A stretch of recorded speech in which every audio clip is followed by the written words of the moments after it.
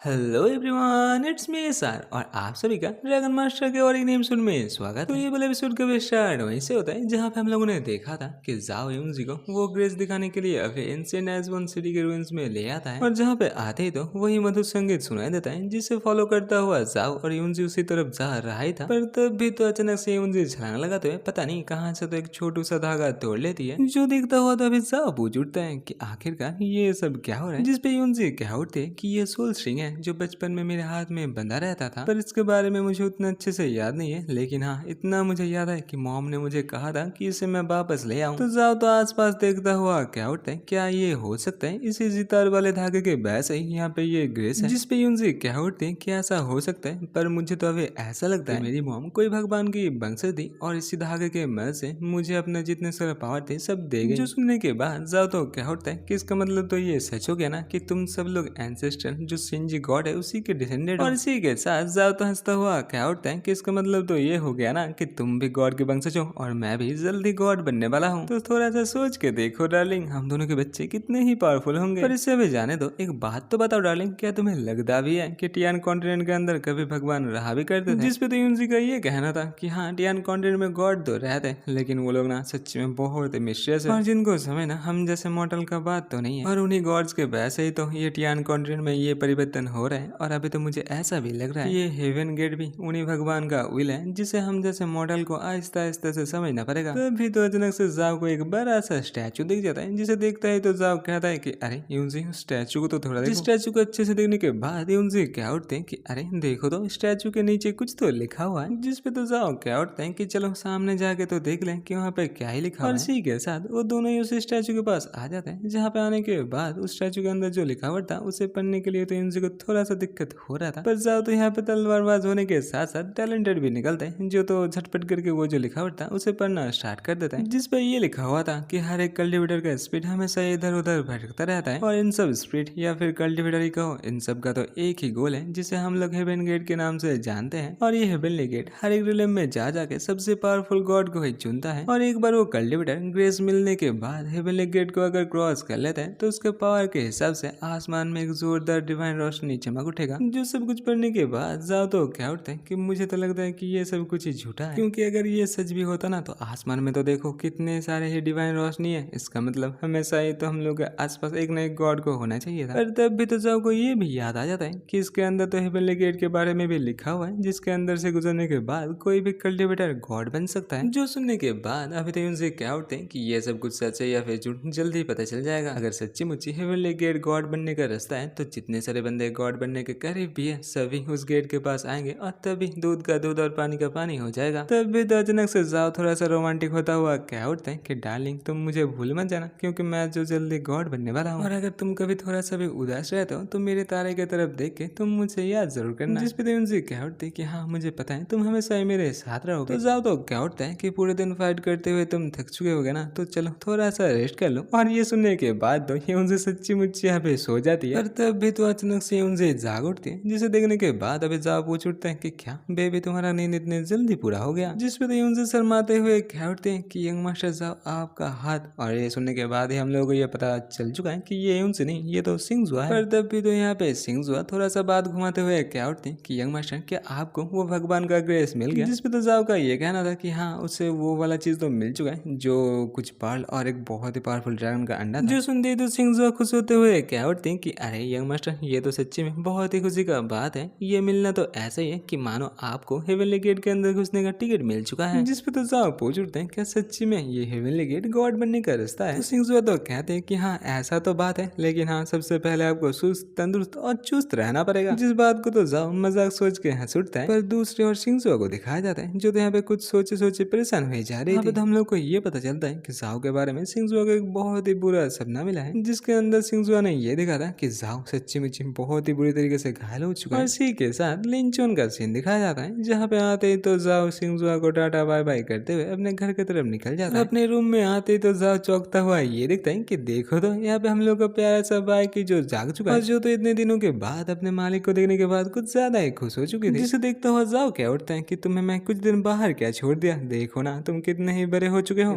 कौन सा चीज ऐसा है जिसे खाने के बाद तुम इतने जल्दी जल्दी बड़े हो रहे हो। जिस पे तो बाकी का ये कहना था कि वो तो अभी मूनलाइट को को एब्जॉर्ब करता है, यानी कि मूनलाइट को खाता है। जो सुनते ही तो अभी हम लोग का जा सोचते हैं कि अरे यहाँ पे बाइकी को आखिर क्या हो गया, ये मूनलाइट भी क्या कोई खाने का चीज है? और अभी तो अपने मालिक यानी कि जाओ को ऐसे कॉन्फ्यूज होता हुआ देखने के बाद बाइकी झटपट करके जाकर जो मूनलाइट है उसे खाना यानी कि एब्जॉर्ब करना स्टार्ट कर देता है। और अभी तो अपने प्यारे बाइकी को सच्ची मुच्ची का मूनलाइट खाता हुआ देखने के बाद जाओ तो सच्ची का चौंक उठता है। जो तो अभी अपने मन में ये सोच रहा था कि मूनलाइट खाने वाला ड्रैगन तो बहुत है, लेकिन वो सब इतने छोटे नहीं है, वो लोग तो बहुत ही बड़े हेवनली लेवल के ड्रैगन है। पर अभी बाइकी को तो देखो, नार से भी ये यहाँ पे मजे के साथ मूनलाइट को खा रहा है, उसी के साथ साथ ये डिवाइन लेवल के फोनिक्स के पूछ को भी खा रहा है। कोई तो इसे बताओ ये कितना है कीमती है। ये सब कुछ देखने के बाद जाओ तो इतना समझ जाता है कि बाइकी तो अभी छोटा है, लेकिन जो डिवाइन पार्ल है उसे खाने के बाद अभी बाइकी का सोल किंग लेवल में जरूर पहुंच चुका है। अभी मेरे पास उतना ज्यादा पैसा भी नहीं है और उसी के साथ मैं तो अभी घर भी नहीं जा सकता, तो इस बच्ची को मैं खिलाऊं तो खिलाऊं क्या। इसी के साथ नेक्स्ट दिन का सीन दिखाया जाता है, जहाँ पे जाओ क्लान का एल्डर आके अभी हम लोग जाओ मेलिंग को मक्खन लगा रहा है, जिसपे तो जाओ अभी क्या उठते हैं कि दादाजी मैं यहाँ पे कोई घूमने के लिए नहीं हूँ, मैं यहाँ पे काम के लिए आया हूँ। इसी के साथ जाओ ये क्या उठता है कि मैं जाओ क्लान का यंग मास्टर ये ऑर्डर देता हूँ कि यहाँ पे जितना सारा मून क्रिस्टल है सब मुझे ला के दो, और जो जो मुझे ये मून क्रिस्टल ला देगा मैं उन सबको इनर कोड में जगह कर दूंगा। पर यहाँ पे एल्डर तो क्या उठते हैं कि अरे मिंगलिंग मेरे बच्चे, तुम शायद यहाँ पे कुछ भूले हो, ये इनर कोड में जगह दिलाने का बात जो तुम कर रहे हो ये सिर्फ ग्रेट एल्डर ही कर सकता है। जिसपे तो जाओ क्या उठते हैं कि अरे दादाजी ऐसा बात है, चलो ये सुन के भी मुझे अच्छा लगा। वैसे भी मैं तो यहाँ पे अपने फैमिली से कुछ मिलियन गोल्ड ही मांगने के लिए आया था, पर ये देखने के बाद तो मुझे अभी ये लग रहा है कि मैं इस फैमिली का हिस्सा ही नहीं हूँ, तो मैं यहाँ से और इस फैमिली को छोड़ के चला। लेकिन तभी तो एल्डर जाओ को रुकाता हुआ क्या उठता है कि अरे बच्चे मिंगलिंग ऐसे गुस्सा मत हो, तुम लोग को ना मैं थोड़ी देर के लिए वो जो ग्रेट एल्डर है उसके साथ बतिया के आता हूँ। वैसे भी आपको तो पता ही है हम लोग पैट्रिक आपके बारे में कितना ज्यादा सोचते हैं, लेकिन आप अभी बच्चे हो इसलिए पैट्रिक ने सोचा कि इतना ज्यादा पैसा आपको अभी देना अच्छा नहीं होगा। जिसपे तो जाओ क्या उठते हैं कि ठीक है अभी इसे छोड़ो, वैसे भी मैंने जो कहा क्या वो हो सकता है, तो दादाजी यानी कि वो एल्डर कहता है कि ये काम आप मेरे ऊपर छोड़ सकते हो। और ये सब सुनने के बाद जाओ सोच उठते हैं कि चलो मेरा यहाँ पे तो काम हो चुका है, अभी झटपट करके अपने सिंगजुआ के पास जाता हूँ, और जिसे लेकर तो अभी जाओ ट्रेजर हंट करने के लिए जाने वाला था, क्योंकि हम लोग के सिंगजुआ जो एक प्रॉफिट है जिसे पहले से ही पता होता है कि कहाँ पे कौन सा चीज रहने वाला है। और हाँ ये तक था, इसी के साथ ये वाला एपिसोड होता है खत्म। मुझे पता है मेरा वीडियो बहुत ही ज्यादा लेट हो रहा है, और इस सब के लिए मैं आप लोगों से माफी भी मांगता हूँ, लेकिन मैं क्या ही करूँ भाई लोग, मुझे यहाँ पे वॉइस ओवर करने का भाई वक्त नहीं मिल रहा है यार।